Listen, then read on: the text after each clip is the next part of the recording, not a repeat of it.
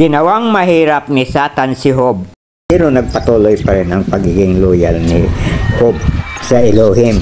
Kasi anya malusog pa naman ang katawan niya. Subukan mo anya ulit, huwag mo lang siyang papatayin. Ginawa ni Satan, binigyan ng masakit ang katawan ni Job. Doon na nag-manifest ang tunay na ugali ni Job. Ang ginawa niya, inunit ang kanyang damit, sabi niya, sumigaw siya, Diyos ko, kung ako ba ay pinanganak para parusahan mo na lamang, ano ba to? Ay, nung makita yan ng Diyos ay pinigil niya na si Satan.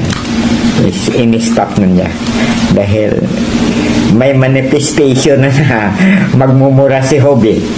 Pinunit niya na yung kanyang damit at nagdapa-dapa tama na niya yun.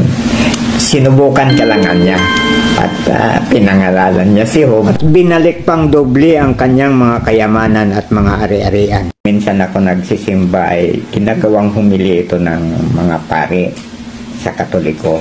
At sinusurkat nila. Hindi nila dinidiretso ang istorya para lumabas na tama si Yahweh kaysa kay Satan.